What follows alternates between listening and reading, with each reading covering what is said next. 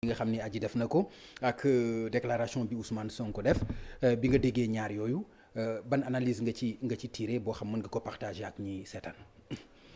waaw jërëjëf Pape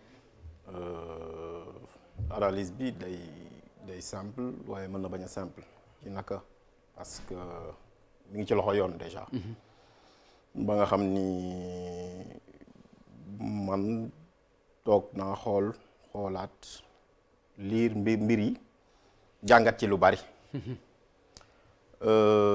Sénégalais bu ne am nga droit dem def plainte boo yaakaaree ni dafa am loo xamante ni dañ la ko teg. parce que Sénégal dama ni day bàkke boppam état de droit. état de droit mooy loo xamante ni donc état boo xamante ne la ñëpp a tënku ci yoon te yoon mooy dox. waaye mbir mi bi mu amee ma gis ni Ousmane Sonko moom soo ko jëlee da ngay xam ni député la. et bu fekkee député dafa concerné wu ci affaire bu mel ni muy koo xam ni opposant la aussi bu fekkee ne dañu bëgg parce que justice perception daf ci am solo. maître xam na li may wax parce que l'opinion perception dafa am solo ci justice. doo yàkkamti parce que. boo yàkkamtee mais perception li ngeen di mettre xam na dama bëgg aussi ñi seetaan xam lan nga ci bëgg a wax. maanaam dañoo war a def ba nga xam ne du ñu jàpp ni parloo am na patamee am na wala aussi jaay doole am na loolu nag li ko indi mooy dama naan toujours quand on ne revendique pas ses droits on les nie.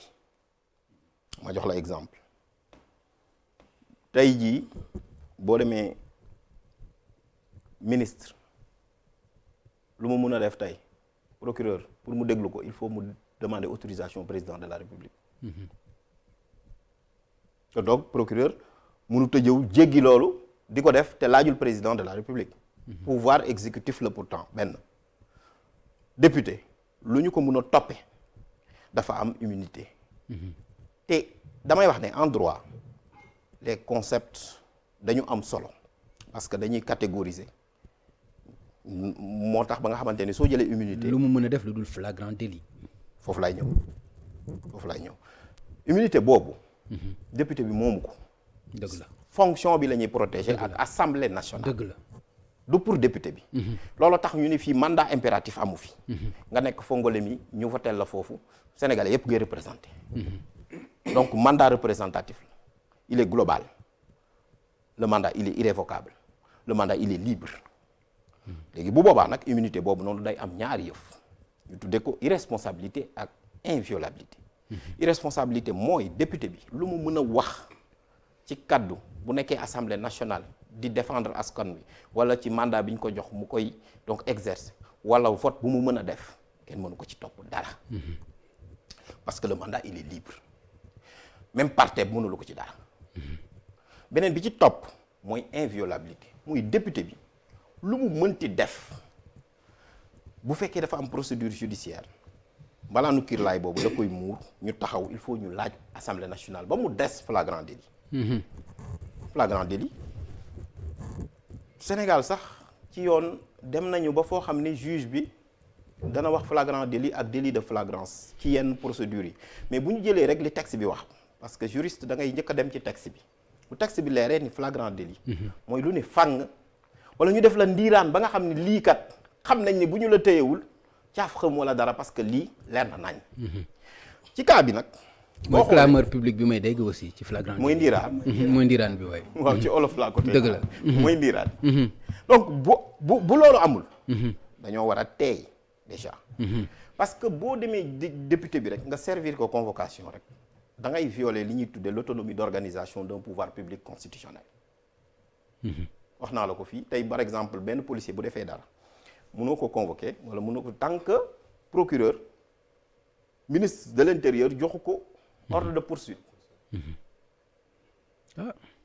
ma wax la aussi pour ministre aussi il faut procureur demander autorisation président de la république léegi pourquoi ñu koy bañal député bi et puis pourquoi problème bu mel nii ñu bëgg en un laps de temps mu am plainte ñu yóbbu ko parquet.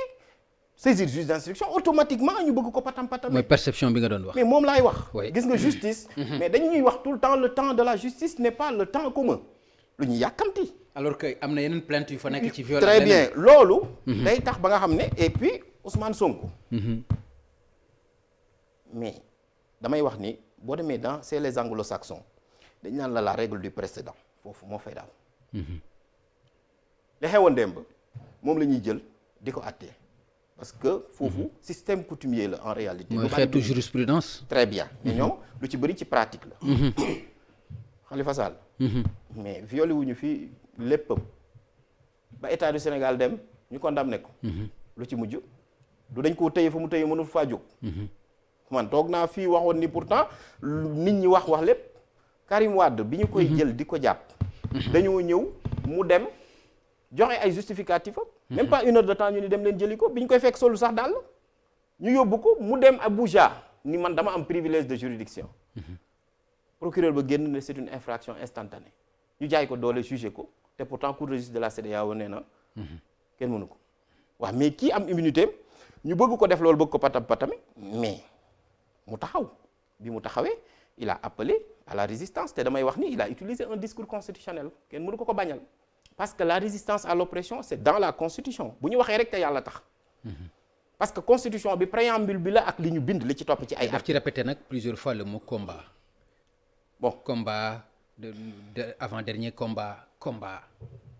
est-ce que à la place du woon résistance ni nga xam ni noonu la ko constitution bi autorisé wala ni mu ko. wax na le mot résistance te wax na aussi le mot combat. mais man damay jàpp ni c'est quelqu'un koo xamante ni en tout cas wax na un droit qui se trouve dans la constitution. c'est la résistance. c'est la résistance beneen bi si topp ma daaneel. mooy lenn.